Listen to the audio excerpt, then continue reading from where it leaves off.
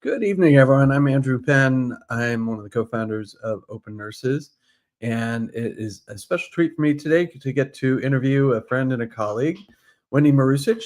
Dr. Wendy Marussich she started out her career as an evolutionary ecologist, completing a bachelor's, PhD, and postdoctoral fellowship in biology. She got disillusioned with academia, and she decided to become a nurse to seek more meaning and geographic flexibility in her life. And so upon graduation from an accelerated nursing program, she began working as an oncology nurse and immediately fell in love with oncology patients and oncology nursing. After reading about the groundbreaking psychedelic research trials of cancer patients at UCLA, NYU, and Johns Hopkins to treat depression, anxiety, and end-of-life distress, she trained in psychedelic-assisted therapy and research to the California Institute for Integral Studies, CIIS, Certificate in Psychedelic Therapies and Research. Spoiler alert, that's where we met. And along with three classmates, being one of them, from that CPTR program, we co-founded OPENurses. She also completed a 2-year Hakomi therapist training in somatic mindfulness psychotherapy and later served as a teaching assistant. So one of the things you're going to learn about Wendy is that she really likes school, because to further address the mental health needs of her cancer patients, she decided to return to school again to become a psychiatric nurse practitioner at UCSF. She then, upon completion of that, went through a 1-year advanced practice fellowship in psycho-oncology at Memorial Sloan Kettering Cancer Center in New York City. And she recently returned to San Francisco to join Mindful Health Solutions as a psychiatric mental health nurse practitioner, and she's excited to get to use interventional techniques such as TMS and Esetamine therapy, in addition to traditional psychopharmacology to treat mental health conditions. She likes a lot of different things, including hiking, traveling, exploring vegan cooking in restaurants, dancing to electronic music, fire spinning, yoga, and taking her cat for walks on the beach. I kid you not. So without any further ado, let me bring Wendy onto the screen. Hey, Wendy, nice to see you. Great to see you. And let me also invite our listeners. We've got a bunch of people who are watching live right now to feel free to go ahead and put in the comments who you are and where you're watching from, what you do. And later on, we'll also invite you to use that same comment box to ask questions of Wendy, which we will leave some time for in the last 20 minutes or so of our conversation. So, Wendy, you've had a really interesting career. You've done a lot of different things. This is one of the things I always think is interesting about nurses, is often we've had these kind of these indirect paths to what we do. So, trace the line for us. How'd you get, some of that's in your bio, but like, you started out as a biologist, ecologist, I should say, Right, yeah. and have ended up as a psychiatric nurse practitioner and a psychedelic therapist. Like, how did we get here? So it was a meandering path, as you can see. So I originally went to college. Was told by my family that I need to major in science and become a medical doctor. So I went to college, went to Vassar, and immediately fell in love with biology and ecology. We would go on 4-hour hikes up for ecology class, and then there was sort of this rift forming within the science classes. It was the people who were pre-med and just wanted to know, is this on the test and how can I get an A? And how do I get an A? And didn't care about the content. And then the people who actually cared about science. There's some overlap. This was my, 18, 19-year-old brain's interpretation of this. But I really fell in love with science and wanted to become a biologist. So I did. And I had an incredible time. I studied ants. I studied plants, did all sorts of things. But then as I got higher up in academia, it wasn't quite the right fit for me. I was studying kind of pure science, and the usefulness was, just wanted a little more meaning in my life. So I was looking to leave academia, and I happened to be on a tour bus in New Zealand, using the last of my postdoc fellowship money to go to the Evolution conference in New Zealand. And just some random bus driver who will never know he did this to me, but I was like, number one job to move to New Zealand is nursing. So fascinating. Okay. I've never actually met a nurse. They weren't part of my social circles. They were all academics, lawyers, ultimate Frisbee players. And so I went back to University of Arizona. I was doing my postdoc fellowship there, and I started researching nursing because I'm a researcher. And I was like, this is incredible. Wait, you can make a difference in real time. You work these shifts where you have this flexible schedule. You can get a job anywhere in the country or in the world if you do enough paperwork. And at the time there was a free second bachelor's, accelerated bachelor's and it was free, and it was 14 months. And I was like, well, what's 14 months? Why not? If nothing else, it'll make me a better biology professor that I could teach. And so a year from that bus ride in New Zealand, I was in nursing school, and a year after that, I was a nurse. Wow. So that was quite a whirlwind. I got hired by the bone marrow transplant unit, which just fell in love with cancer patients, could use all my teaching background to teach them about, surprise, you have leukemia, and you're going to need to learn a lot of things really quickly. Yeah. How to, empower them and, help them along this surprise journey. Yeah. So as a biologist, you were studying ants, you said? My dissertation was on seed dispersal by ants, desert ants in the Sonoran Desert, of sacred datura, which is actually a psychedelic, but that was not what I was studying about it. But I did study psychedelics. So these ants were moving datura seeds around. Datura seeds, for those who aren't familiar, is what? If people aren't familiar with datura. So datura, it's a large white trumpet-shaped flower, grows in the desert, pollinated by giant moths with giant caterpillars that have their whole life cycle on the plant. It's a really strong psychedelic. I don't think I will ever try it because it can last between 4 and 10 days.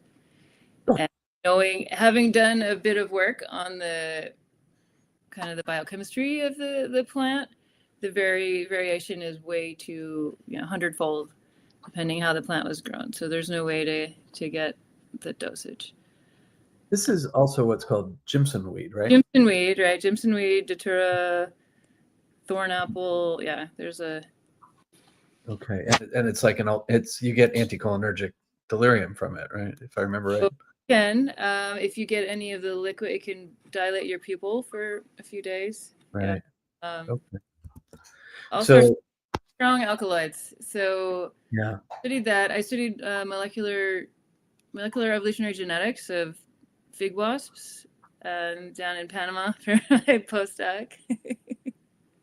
So you were headed towards academia. You'd done your postdoc. You were finishing up your postdoc. I assume you were looking for what, teaching research positions?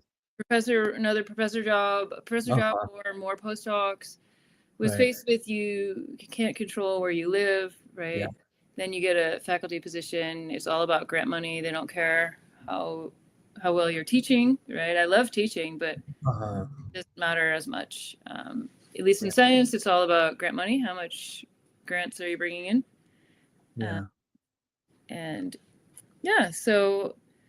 So I just kind of teleported into nursing, got hired by the oncology unit, just fell in love with being able to make a difference in real time.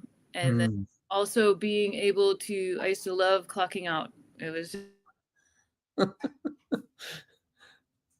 you're all, and then you clock out and you are completely, essential while you're there, and then completely replaceable when you're not there. Yeah. Right? So it was like, all right, I'll see you in 3 days, see you in 6 days, and it's just handled. Yeah. And I loved that kind of on-off sort of ability to work. So I want to come back to this, but this is probably a good time to ask you, sort of fast forward. So now you're a psych NP, very different job than being a staff nurse. Right. I can't just clock. And it's still kind of like fresh enough that you probably really feel the contrast. So like, I know I can see there's some folks in here that I know are trainees and students and such. And so, how are you finding the difference, and how are you finding where they're similar to your staff nursing background and advanced practice? Right. Yeah. So it's very, very different.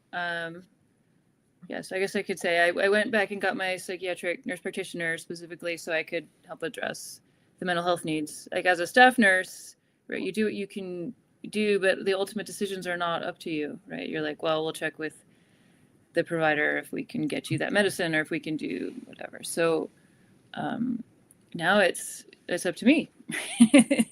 Right? It's like you can or cannot have that medication because I said so, not because of some right amorphous being that says no, right? Mm-hmm. It's me. It's been a big adjustment working in the outpatient world too, Mm-hmm. because you see a patient and then you're like, all right, I'll see you in 2 weeks, or I'll see you in 4 weeks, and you hope they show up for their appointment in 2 or 4 weeks. But there's no, they're not. I worked inpatient for so long. Mm-hmm. Else can check on them or whatever's going on. Now they're just, they're free to go, which is wonderful. They're not that sick, right? There you are. Free and at home. But that's been a big adjustment, just kind of trusting that hopefully the patients come back and that they're okay, or if they're not okay, they will contact us. But they don't have a call button at home. Mm-hmm. Right? And we're not a 24-hour clinic. I mean, an outpatient clinic, not attached right to a hospital. Mm-hmm. So if something goes down, hopefully, right, we tell them to call 988, the helpline, or call 911 or get, So. Yeah, it's definitely can feel a little bit like operating without a net, Mm-hmm. a trapeze without a net. Yeah, but at the core of both of them, it sounds like there's that relationship piece, and of course, that's really important to psychedelic therapy too. So, how have you found that that the two very different kinds of nursing kind of inform each other? Where's the overlap?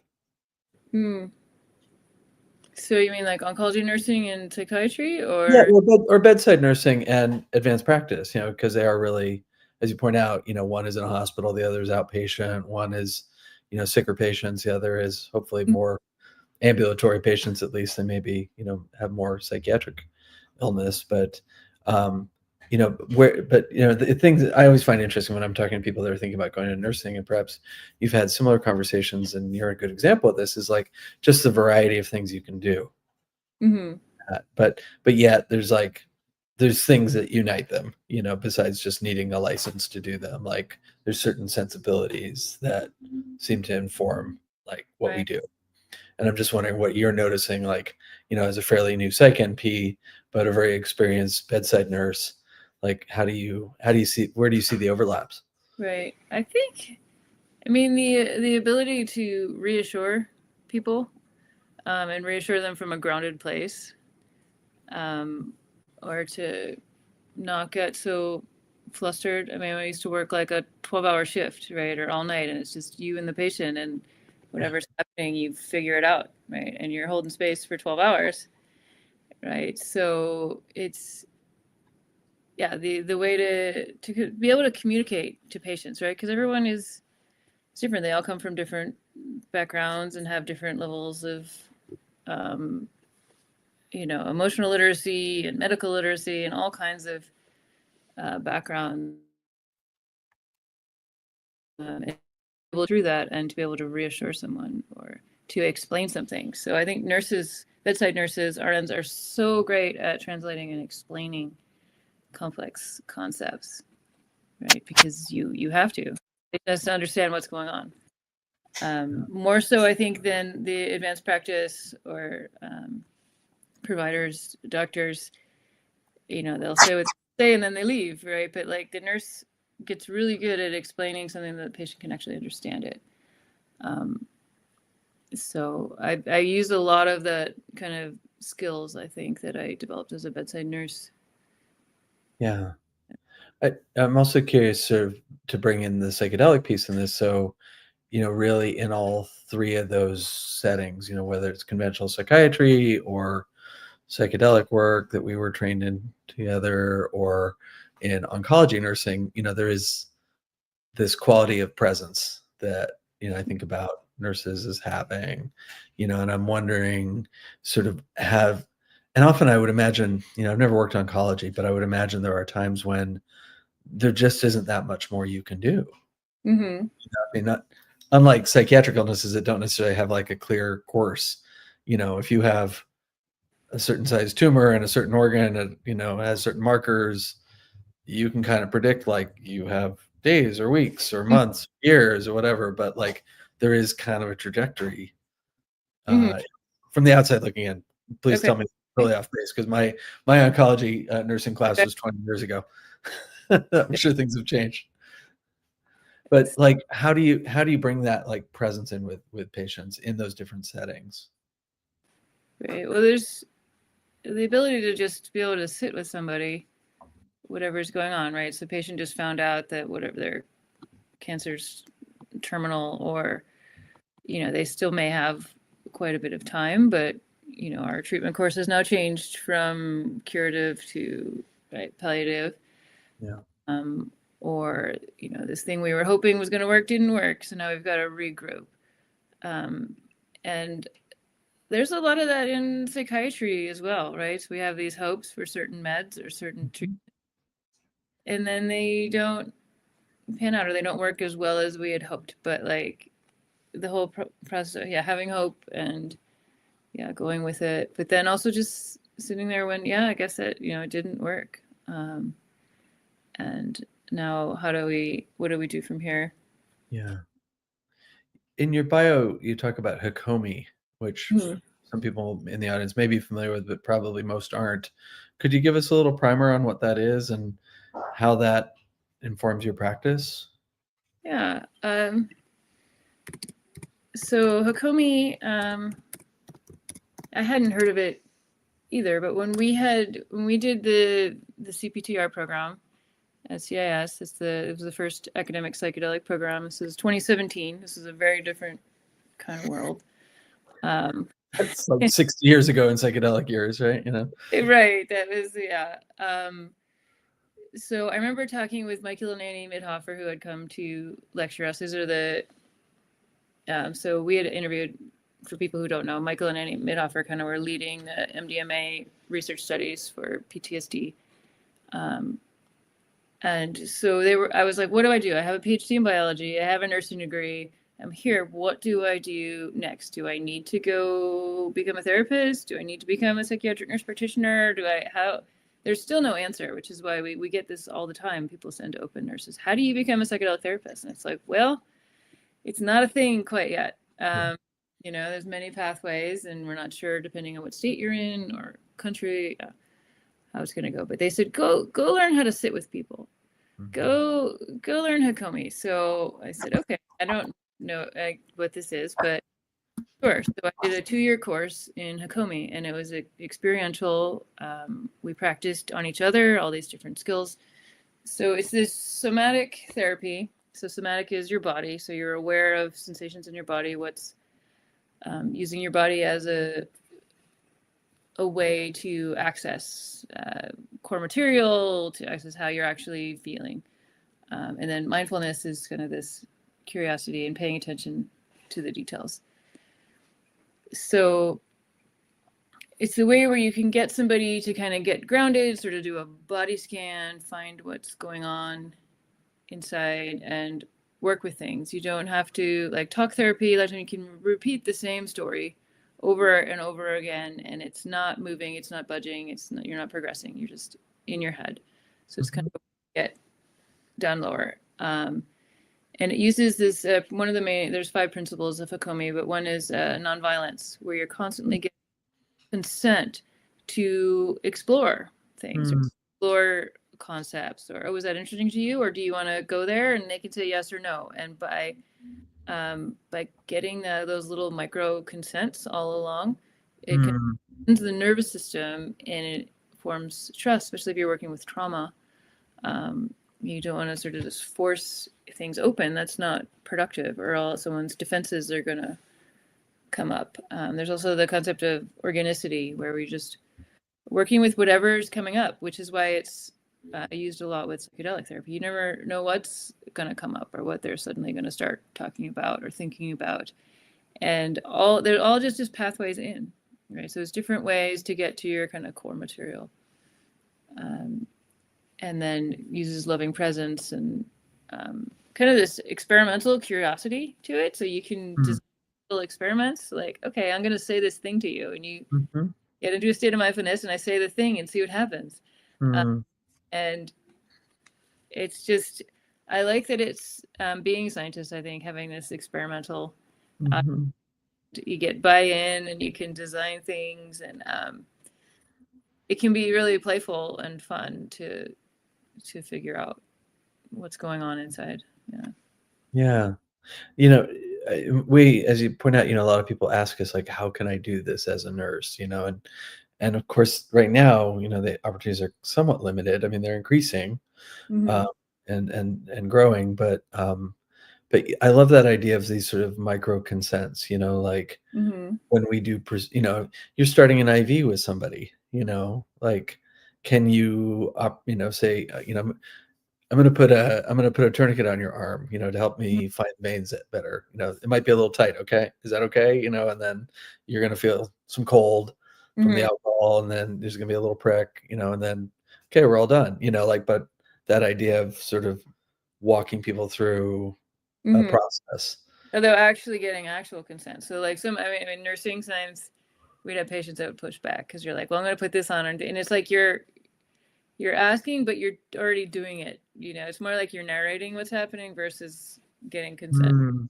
So how would it look different if you were actually getting And consent, putting an IV in? right, or do you give them choices, right? But then at the same time, you're under time crunch and deadline, so there's this finer art, I guess, to it. To how do you, or think about like consent, like with little children, right? It's like we're leaving the house and you have to put a shirt on. The Yeah. shirt or no shirt is not an option, but it's like, oh, do you want the green one or the blue one? And then they'll like happily pick one and wear it and go, right? Yes. Yeah. So like you can find things you can choose, right? Yeah. So it's part of how I do with my cancer patients too, is like that, well, you have some choices. We can't control the overall arc, right? You have cancer, it's not necessarily going away, but all these smaller little steps in between we can choose. Yeah. Yeah, I remember that as working in psychiatric emergency rooms, you'd have really agitated patients that were psychotic, and I would say, "Well, gotta give you medicine, but do you want a pill or a shot?" Right. You Yeah. know, it's sort of like what you're saying, you gotta put a shirt on. Do you want a green one or a blue one? Right. And then they're like, well, actually, yeah, okay. I like pills better, right? Or Yeah, like, right. yeah, or We yeah, all like some feeling of being in control, right? Yeah. So bring this forward to the work you're doing now. So you're doing kind of conventional psychopharmacology, but you're also doing esketamine. right. So And talk to us about esketamine. right. So yeah, so I'm working at a psychiatry clinic. Actually, they have about 20 clinics across a few states. But what attracted me to this clinic is because they use Spravato. We also do TMS, which is transcranial magnetic stimulation. That's separate. But what attracted me to this company is that they kind of specialize in paperwork battles with insurance and with regulations and other things, right? So in the current psychedelic space, psychiatry space, more and more practices are becoming cash pay, right? Even just for therapy, for psychiatry, just because our system is so broken and it's such an issue, right? It's like a full-time job to get reimbursements, and the reimbursements are less. But accessibility is really important to me that people should have access to these treatments, Mhm. right? So could have gone to go work at like a boutique, ketamine clinic, Mhm. have a lot more flexibility and freedom in how I work. But Spravato, which was by Janssen or Johnson & Johnson, Mhm. I think it's 2019. It's esketamine, so regular ketamine, racemic ketamine, which means left and Mhm. right-handed ketamine. So Mhm. ketamine, they just took the left-handed uh, version of the molecule and they patented it, put it in a nasal spray, got it through the government. This was like a unicorn of a product. This is the first psychedelic, right? I remember we were in CPTR and we're like, what is this? There's no way anyone would ever use this, or what, like. So because ketamine does not work orally, right? So you have to either use needles, or you can do sublingual lozenges, or you can do a nasal spray. So Janssen put it into a nasal spray, so then you can have it in clinics where you don't have to use needles, right? Yeah, I think the joke was that they didn't want psychiatrists to have to start IVs. Right. Yeah, that wasn't gonna happen. But also, the logistics of it, right? So now you have to have a nurse, which I think is great. But so it's a nasal spray, and so in order to get it through the government, they had to put all these regulations on it. So they had this requirement for vital signs before, during, and after. You have to use it in the clinics. You can't take it home, and you can't abuse it, and all these things. So this is all part of what's known as the REMS. The REMS, right? So which they're changing the REMS. We just heard they might be getting rid of the vitals in the middle now. Interesting. And they also open the indications, because it used to be it had to be given with a oral antidepressant. Now you can as monotherapy.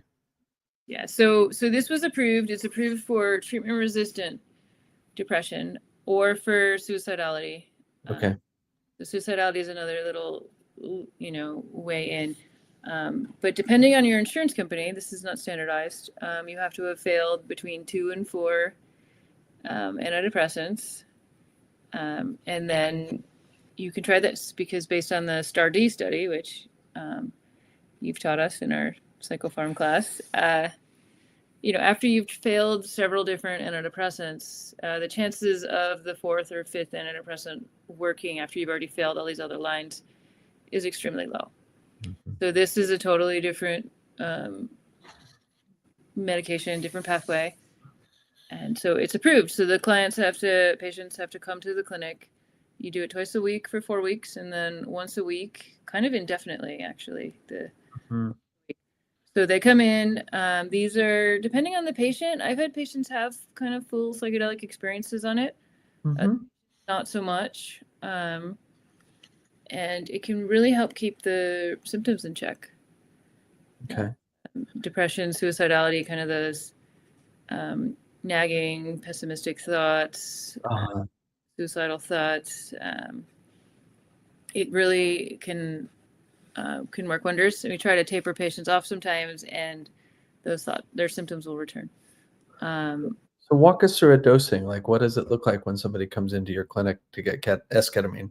Right. So they do a consult. So we'll meet for an hour. I'll get their background, including making sure to get all the different meds they've failed in the past. So we can justify this to insurance and get it covered. Because we don't do this as cash pay, because it would be cheaper to do regular ketamine than to do this. So then they come in, we get them oriented. They have a little private room, or sometimes a curtained off area, but ideally a little private room. And a lazy boy, they get a little bucket of candy, because it tastes bad. So they hard candy, they get a bottle of water, they get a blanket, a lamp, and then they come in. We'll do a little bit of therapy for 10-15 minutes or so, checking in, how are they doing, actual symptom review, and but also working on different material and talking about, if it was the very first time, we'll just spend longer and get them oriented. Going for a return visit, we'll do about 10-15 minute check-in, and then we'll start dosing. So it comes in these little plastic nasal sprayer thing. They're milligrams each, and you either get 2 of them or you get 3 of them. We control the dose otherwise. It's 56 milligrams or 84 milligrams, and that's it. And we wait 5 minutes in between each. It's just the standard protocol. So it kind of absorbs, because it's a little liquid nasal spray. If we put it all in there, maybe it come running out or hit too hard. So we start talking, they do the spray, and then we wait about 5 minutes, keep chatting, checking in, getting them situated. I'll use some of my mindfulness somatic techniques to kind of get them grounded or feel into their bodies, and set some kind of intentions. Then we'll do the next sprayer. Usually after the first couple of times, we'll do the full dose, which is 84 milligrams. Okay. And then they're, at least at our clinic, they're left in the room by themselves. There's a technician right outside. They have call light if they need anything. I'll encourage them to bring, they bring their own music, lots of playlists online and stuff they can listen to.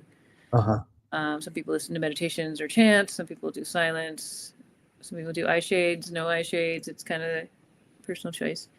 And then they lay back. They get vitals taken at 40 minutes, and then they'll get vitals taken at about 2 hours, and then they're cleared to go. Okay. That's part of the REMS. You have to stay for 2 hours in the clinic after dosing. And then for 2 hours after dosing. So they're probably there for like, what, 2.5 hours altogether if you're kind of getting them settled in, and then depending. Yeah. Okay. 2.5. And then a ride home as well. I'm so curious. So when they so for people watching this who've seen or experienced like IM ketamine, which sometimes we use obviously in like surgical anesthesia, or is used sometimes in treatment, has pretty fast onset, within like a couple of minutes, like you're launched, right? Would you say that this experience is kind of akin to that, or is it more like what you might think of as like a psycholytic experience, which is a little bit, well, let me ask you this. Can people still talk? Most people can. It hits different people different ways, right? Okay. And while they're peaking, they're alone in the room usually. Because I only get 30-minute chunks scheduled with them. If something comes up, I can come back in, but I'm usually seeing another patient. Okay. But the technicians are there. But it's generally not a fully dissociative dose, although I've had quite a few patients who have gone that far. The other thing is the nasal absorption is quite variable. They say it's between like 30 to 50%, which is quite a big range, versus like IM is like 95% pretty much. So using my nursing skills, nursing judgment as an RN, not as an NP, making sure patients are blowing their nose and getting that all situated before we do the nasal spray. So now I have patients, I walk into clinic, they like pick up a tissue when they see me, like they know to clean their, like it's about surface area, right? We want this to absorb. Right. Pavlovian response to seeing you is to grab a tissue. Right. There's a question here. I'll get to it now just because it's relevant to what we're talking about. So, when I remember when Spravato first came out, when esketamine came out, I can be kind of a jerk, as you know. And like I would, when I was at like psychiatry conferences, I would sometimes ask the reps from, at the time, I think it was still Janssen. I don't think they sold Janssen to Johnson & Johnson yet. And I would say, so why do you guys call the psychedelic effects of esketamine dissociative or adverse? And they'd be like, yeah, I'm not actually able to talk about that, like I said, I can be a jerk, but so it's interesting, like that, when we were in school, I remember people talking about this and being like, there's the money issue, which I want to circle back to, and the insurance issue, all that, but there was this sort of issue of like, okay, we're being trained to kind of give a psychedelic to occasion an experience, whether that's mystical or transcendent or whatever you want to call it. And then maybe you can talk in that space, maybe you can't. And then we kind of unpack what happened, and there was sort of like this blurring together of like, well, how much of, if this was say for the treatment of depression or PTSD, how much of that was like the effects of the drug, how much of that was the effects of the therapy, but the assumption was it was some combination of the two. And like you get these ketamine clinics where you have an anesthesiologist who's like, sit in the chair and we start an IV, I'm going to go do some other stuff, give you ketamine or this, like, squirt of the esketamine and then come back and see you. And then, but as you say, people do respond to it with what sounds like fairly minimal therapy. Right. I mean, same thing with the, the IV ketamine and run by anesthesiologists, right? With no, no psychotherapy, Right. And the drug itself, people will get better from it. Just from the drug itself, you think, without the drug itself. I mean, that's Yeah. what people who are going to these IV ketamine clinics. They're getting zero therapy, right? And they're getting better. Some of them are getting better. Some are not. Right. But nobody responds to every treatment. Right. It's partially like, the right screening and stuff. Right. But I guess it's sort of like some people, you can give them Prozac and they get better, right. Without any therapy, and other people need Prozac plus therapy to get better. Right. Well, it's like, as we know with some of the psilocybin trials and things, like treatment-resistant depression is this huge category. Yeah. Right. So it's not just like this very straightforward, somebody who's been depressed for 20, 30 years, like that is entrenched. Yeah. Right? Or whatever's going on in their neural pathways or in their personality now, or what even, right? It's just sort of a way of life. Can you lift that? And can you lift that with a small dose that, as ketamine's bravado is?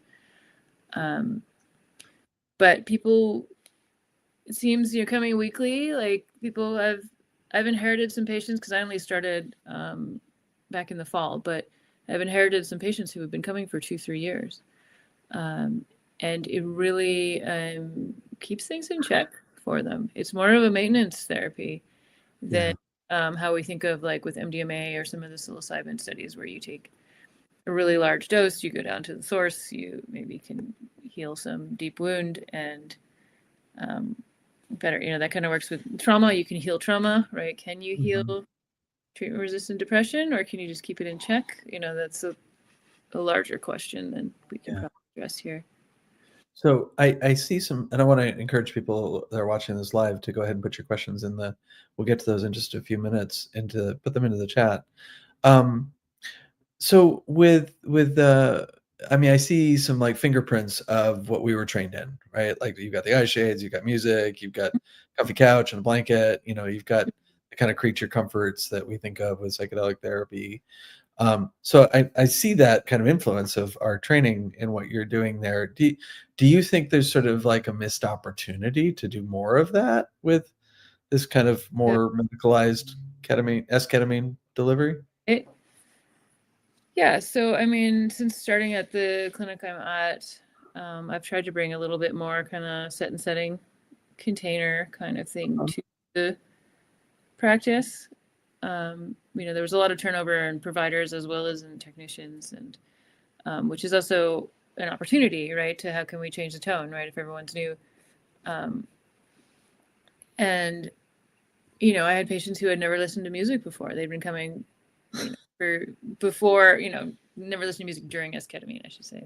They'd heard music before, but so you put like Spangle on for them or something? They tried it, right? Or I was like, hey, or they were just listening to their own music, which maybe was my favorite album, and I was like, hey, you want to try some of these ketamine playlists? I really like the PRATI lists. I trained with them for ketamine training a couple times. So they're all on Spotify, PRATI, PRATI, and like they're like, wow, this, like, it went way deeper, or they really had a whole new experience, and they'd been doing this, maybe it was their 60th time on, and then they put music on, or by getting them a little more grounded, or doing a little bit of this kind of mindfulness, kind of tucking them in for their journey, getting them cozy and making them feel safe as they launch. It's fascinating because it's the opposite of what we've learned with these research studies with other psychedelics, where you have, 2 therapists in the room, right? Or 2 providers in the room. And here you have, like, they're alone in the room for a lot of it. There's somebody right nearby, but so it's sort of this interesting balance, but it's this incredible opportunity for these patients who would not otherwise have access to these treatments. There's no way they could afford $500 a session, or $200 a session, or whatever it would cost to go to receive ketamine in other ways. So it's a great opportunity, and I think it's worth a try for some of these patients, and then they can see, and if they're really not improving, they'll give it a few months. They can choose to stop. A lot of patients discover it's doing a lot more than they think it is. Because then we'll get sort of an insurance snafu, or something will happen, or getting the prescription sent. Sometimes things will get jammed up, and they'll have to miss a week or two just because of some kind of logistical paperwork thing. Yeah. And then they'll realize their symptoms coming back. They're like, oh wow, okay. I didn't think it was doing anything, but when I went like 3 weeks without it and this Uh-huh. break, Yeah. they'll suddenly start getting these ruminating thoughts coming back, or Mm. the fleeting like passive suicidal ideations, which they hadn't felt in months. Suddenly, like they're there and they're able to handle them, but that they're back. Yeah. Yeah. So really, Um, it's kind of treatment for some. yeah. No, that's interesting. So, I mean, it sounds effective, but more subtle than like getting blasted with, 4 grams of psilocybin or something like that. Right. Um, Now you mentioned the cost, and I remember that was one of the sort of like big sort of points of offense in our program. I was like, oh my God, it's going to be $700. But then, like, when I look around the Bay Area, your average cash, ketamine session is $6 to $1,000, and we know the drug is like, $4 a dose or something. Right. So that's all time, it's all clinician time because, 2 hours of a clinician's time could easily be $300 an hour, Right. especially around here. So, and that's, as you point out, not usually paid for by insurance because racemic ketamine for depression is off label, whereas esketamine is on label. Right. So are your patients generally not paying? So they're not paying for the drug, their insurance is covering it. Well, so generally it depends. I'm still learning all the ins and outs. I think we have like 11 different insurance companies, maybe 10 or 11 that we work with, and Medicare and a few.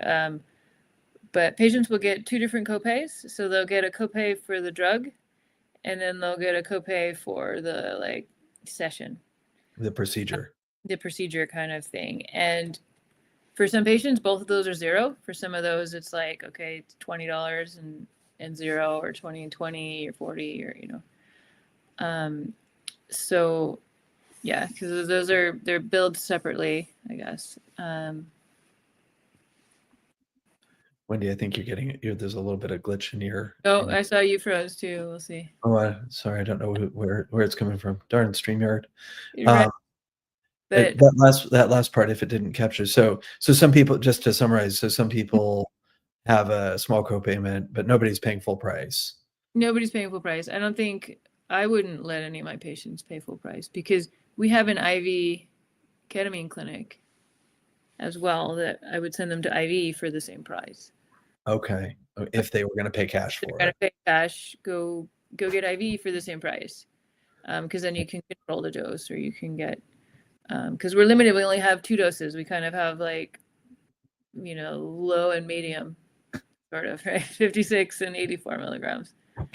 You have tall and grande. You're right. But we don't have the huge dose, which you Yeah, get at a IV or IM clinic, or even sublingual. You can do large sublingual. yeah, We're constrained with the dosage. yeah. And I guess with the racemic, you can have a little more of an art as to how you deliver it, right? Because you can give a little at first and then more later, or give an additional dose, what have you. But You can you're do limited. however many hours you want, right? Because you're just billing whatever you want to do, right? Yeah, yeah. So let's bring this back to nursing. I mean, I think you've touched on a lot of things about nursing, especially this piece. And I appreciate you talking about this sort of the imperfect kind of health equity issues here, right? So it's like, okay, you've got insurance, you can get this treatment, you can't get the racemic, even though the racemic is cheaper for the drug, the labor is expensive, it's not covered, or you can use your insurance and get this treatment that maybe is, has efficacy but isn't subjectively as big as, racemic ketamine. And one of the things I've always appreciated about nurses is that we're practical. It's like, okay, this isn't perfect, but we're going to make it work. And that's what I'm hearing, and what you're saying here is like, just, let's figure out a way to make this work, even if it's not, don't let the perfect be the enemy of the good. Right. This is the tool we have right now. So let's learn how to use it. And I think some of the other psych meds we use, right? A lot of these newer antipsychotics and some antidepressants, they're thousands of dollars a month. Sure. Right. So, yeah. Yeah. Insurance is it's a challenging thing to navigate for sure. Mm-hmm. So bringing this back to nursing, so um, well, you tell the story of how we started Open Nurses. This is your interview. You're How, right. how did we get here, and why are we having this conversation right now? Right? How did we get here? Well, so we met in 2017. We were in the psychedelic program within a university, right? There were a handful of nurses there. There were a lot of doctors, therapists, some clergy.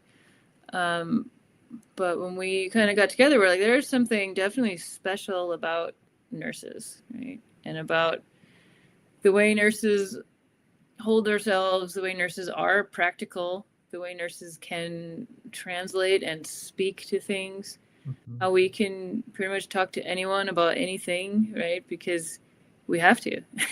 Like, this is your patient today. Okay, well, you better figure it out, right? Like, so we kind of saw this, all these features that nurses have. At first it was like, wait, don't forget nurses. And now it's like, no, like, you need nurses. Like, let us lead. So we had for those of you who were at Psychedelic Science 2 years ago, we're going to be there again. We'll have a booth, Open Nurses, join us there in Denver. But we had the Swiss Army knife of nurses as a Swiss Army knife of psychedelics, which we had come up with. And just that nurses have all these different tools that you didn't even know you needed when you're in a psychedelic situation, right? So in addition to having the stamina, right? When you're like, oh, a psilocybin session, that's going to be 7-8 hours. You're like, oh, right, that's not 12. We keep talking. I'm going to show the graphic here, but I think I have to pull us off the screen to do it.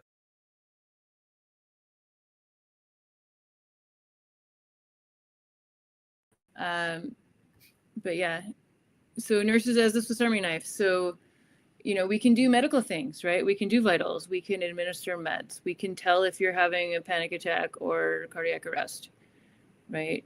We're great in a crisis. We know how to touch people, right? We can ethically touch people. We can clean people up, handle their physiology. And, we can communicate with other professions. We can communicate with patients. And it's just, I think nurses, someone had said one time, it's like having a nurse in the room just automatically makes it safer. Just doesn't matter what room, any room a nurse goes into, it is automatically safer. Just because of the nurses use their hearts and minds and creativity to, make things better. So we made Open Nurses because we realized nurses have so much to share and so much to teach others, and we're just kind of the ultimate space holders, in my opinion. So here we are several years later. Several, I think. What do we have? 5 now? About 5. Yeah, it was right before the pandemic when we first started getting this together. Yeah, late 2019 or something. Yeah, it was our pandemic project. So 5 years of COVID, that's 7 years. So 35 years ago we started this. As we know, like, nurses have always been around, at least in the modern version of psychedelic therapy. Yeah. Like from back with Kay Parley, right, back in the 50s and 60s, and and beyond. There's always been nurses there. Yeah. So there's some questions coming in the chat here that we can get to. Let me turn this off. Sorry, normally we have somebody in the background doing tech stuff, but right, we're both here. But we're both here, so it's a one-man band tonight. So there's a question here about well, let's do this in kind of chronological order here. So Katie's a nurse with a BSN, and she's wondering, is it possible to get into psychedelic research after completing the CIIS Psychedelic Certification? Do you feel like the program was really helpful or worth it? So, well, I don't want to... Let me take that off, yeah. Yeah. I mean, at the time, I think that program was absolutely worth it. I mean, when we did it in 2017, there were like 40 something of us in person. It was the only way to really meet the others and to get access to your professors. Were all people working on studies and involved in the field. I still think it's a great way to meet people and network. I don't think it's necessarily the only way anymore. But it's, if your primary goal is to get on a research study, there might be other ways to do it.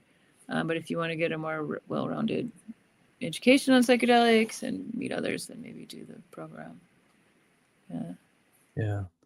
Kind of a follow-up question here, more towards advanced practice from Kira, asking, what do you recommend as preparation for a new grad PMHNP? I happen to know Kira's about to graduate in about a month because she's one of my students. Right. This is in the integrated, yes, a torture you've suffered through yourself, Wendy.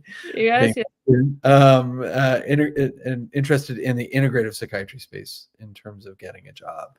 So integrative psychiatry, psychedelics, advanced practice. What do you think? Well, I mean, the market right now, at least when I was the past few years been on it, is difficult for new grads. It's like everyone claims there's this shortage of psych providers, and yet no one wants to hire new grads. So, it's kind of a balance. It depends what part of the country you're in, what's nearby. If there are clinics that you really like, reach out to them, networking with them, and then there's also, like, I did a fellowship after I graduated. I wasn't liking any of the jobs that were available. So I went to New York City for a year and I did a fellowship in psychiatry with cancer patients. What did that look like? What did your day-to-day look like in that? So I spent probably about 6 months doing inpatient. I was helping to run the behavioral rapid response team. Also round on patients who everyone in the whole hospital had cancer of some sort. And then we usually managed a lot of delirium and side effects from like immunotherapies and brain tumors and things. They're having all sorts of neurological, psychiatric effects. And then I also did quite a few months of outpatient, dealing with a lot of adjustment disorder and existential issues. But I got a lot of experience. I got a lot to work with a lot of different people across a lot of different fields. And then it gave me the confidence and the skill, and I was no longer a new grad, right? And was able to talk my way into a new position. Do you find that even though let's put the argument aside whether or not esketamine is psychedelic or not. Let's just say, since you're not currently doing psychedelic, are you finding that people in your regular outpatient practice, because you're also doing like conventional psychopharmacology, right? And therapy, and a lot of patients who know now, because maybe they know our clinic. If you look on our website, it'll say we do esketamine and other things. But they'll ask me, or they'll tell me, right, or they've already had ketamine, or they use the drugs themselves. And patients are very area and curious about it. So to be able to discuss it intelligently and also to do harm reduction, you probably shouldn't be going to that ceremony or whatever. Like, you're on SSRIs, you're on these other things like drug interactions type thing. So having the knowledge to be able to speak to some of that, and to be able to get the trust of a patient to be able to even tell me that that's what they're considering. Right. Yeah, because you must be on some level broadcasting that you know about this stuff. Right. I don't know if you have like Alex Gray paintings in your office or something. So I have a colorful tapestry similar to this, the one behind me, but in my office. But patients, I mean, it's the Bay Area. People just speak up about this. But yeah. And that kind of safety information is so important because, like, I had one of my patients recently who's seeing, so I'm at the VA. This is somebody seeing a therapist outside of the VA. This is a patient who's on 20 milligrams of escitalopram. The therapist said, "You should go do ayahuasca." And I'm like, "Oh God, no. Yeah.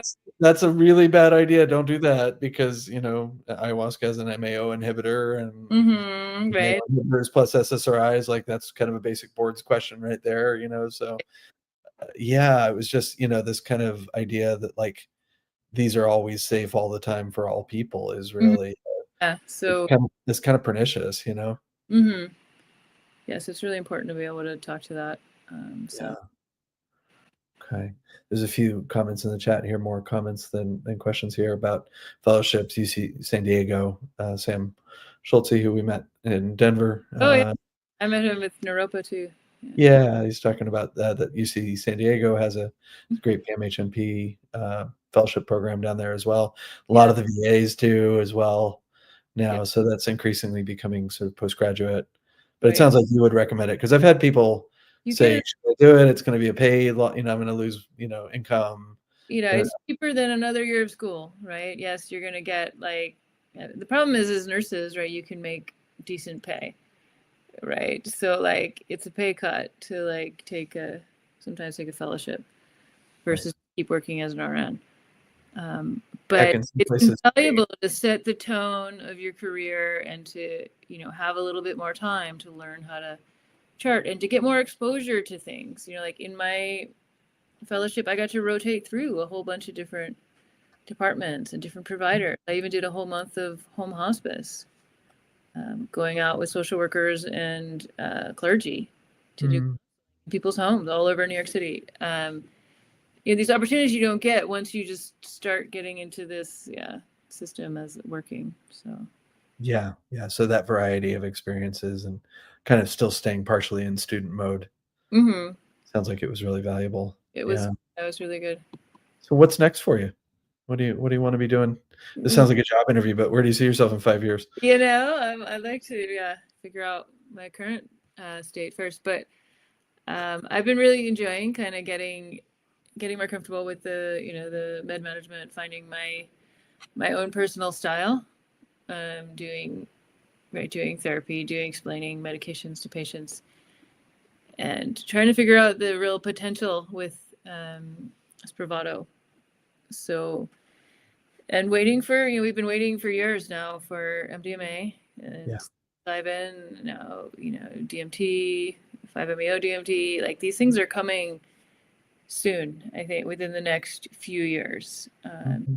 The clinic where I'm working at, they're kind of planning ahead to be able to offer these meds, and to already figure out how, if these are going to be covered by insurance, right? So part of what I'm doing now is learning how does insurance work, right? And Mhm.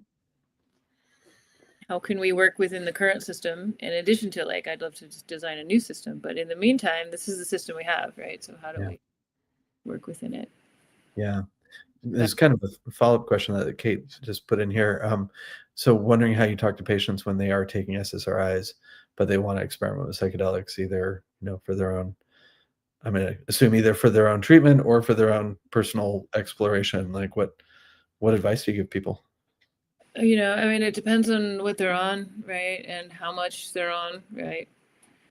Um, it's I don't want to be right, will be quoted on this, but yeah, whether can they, how important is it for them to be trying these psychedelics? Do we taper them off and let them try this, or they're going to do it anyway? You'd rather have them taper with me than to go just stop cold turkey and have all kinds of issues, right? So, or it depends on the psychedelic too. Some of them, it's not necessarily dangerous, but it just won't feel much. Yeah. So it's like, well, it's just going to blunt the effects. Yeah. Um, Yeah. And one of the things I've seen pointed out is that, there is, I know it's kind of fashionable to disparage conventional psychopharmacology in the psychedelic space, but there are people, when you take them off a medication that's been helpful for them for a long time, they do worse. yeah. and sometimes it's due to withdrawal from the drug. Sometimes it's because their depression came roaring back or their anxiety or whatever. Doing a lot more than they thought. Yeah. Yeah, so there is real potential harm in stopping meds as well. It's like I think sometimes there's this assumption that like, oh, not taking meds is good. Like we should take people off meds. And it's like, well, we should take people off meds they don't need. Right. I'm all for streamlining people's meds and taking the minimum doses you need to get where you're going. But meds are very useful. The meds are just another tool, right? Psychedelics are a tool. So are psychopharm. Yeah. They're tools, and then they can enable you to do the work you need to do, right? Yeah. No, I really appreciate that really pragmatic approach that you're really repping for nursing right now, and that just that pragmatic way of like let's make this work, whatever we need to do to make this work, let's figure out a way to make it work. If you're having panic attacks every day, like you can't really engage in therapy or go on that yoga retreat or do the other thing you want to be doing. We've got to keep some of your symptoms in check, and then you can make the changes you need to make in your life, right? Yeah. Well, Wendy, we've come up against the clock, but we have our traditional last question, which I'm not going to let you get away without answering. Oh, right. Which is, if we always ask people, if you could go back and give your younger self, and you can pick if that was yesterday or 40 years ago, what a little bit of advice, what would you tell that younger Wendy? Right. I'd say don't be afraid to, study what you're actually interested in, right? Or follow your, listen to that intuition or that inner voice. Follow what you actually want to do. Like I had a lovely time in science, but when I knew it kind of wasn't quite the right fit, then permission to move around, right? And life is a moving target, right? And don't be afraid to keep reinventing yourself, or not even reinventing, but just morphing where you want to go, right? Just keep, I'm technically on my third career right now, but they're all connected. Well, as my old advisor at UCSF, Linda Chaffetz, used to say, so with some exasperation, when I was trying to figure out what I wanted to be when I grew up, she'd say, Andrew, it's a long life. Yeah. So don't write things off to people like, oh, I couldn't study that, or I couldn't change. It's like, you can change. You can, right? Yeah, I'm sure. Like you can change. Yeah. And and I see the through line with it. You've taken your inherent curiosity, your interest in science, and it's like, okay, how do I apply this? And your interest in relationships and connection to the larger world, natural world, the world of other human beings, and like, there's a through line. You take your life experience with you too. So even though you might be new at something, you still have the wisdom you've accumulated. Yeah. Places. Yeah. Nicely put. Well, thank you for joining us. Encourage you to tune in next month. We're getting our next month's. I believe it's going to be Ronika Mukherjee from Columbia, who's doing some really fascinating work around social justice, nursing, and drug policy. So we're going to have a good one next month. And Wendy, thank you so much for being part of this and for all the work that you've done to get Open Nurses up and running. This has been a great collaboration, and a shout out to our other two original co-founders, Angela Ward and Liz Willis. Yeah. Liz Willis. Thank you. I hope a bunch of you in Denver. So we're going to have Psychedelic Science. We also look online. We have discount codes, and we're having a contest right now for a free community partner pass to get into the conference. Yeah, and if that doesn't pan out, there's a discount code of OPN15, should knock 15% off the price. And we're going to have a meetup on Friday, I believe. Am I remembering correctly? Yes, it's my birthday at 11 to noon at the conference. So we're going to have a gathering of psychedelic nurses. Can we have cake for you at 11:11? Right, as long as it's vegan. All right, Wendy. If people want to get in touch with you, what's the best way? I guess For they Open Nurses? can email OPENurses at Gmail. All right, OPENnurses@gmail.com. All right, Wendy, thank you for spending the evening with us, and thanks to all of you who watched at home. This will be on the archive if you want to send it to friends or post it on social media. So thanks for joining us tonight. We'll see you next time. Bye now. Good night.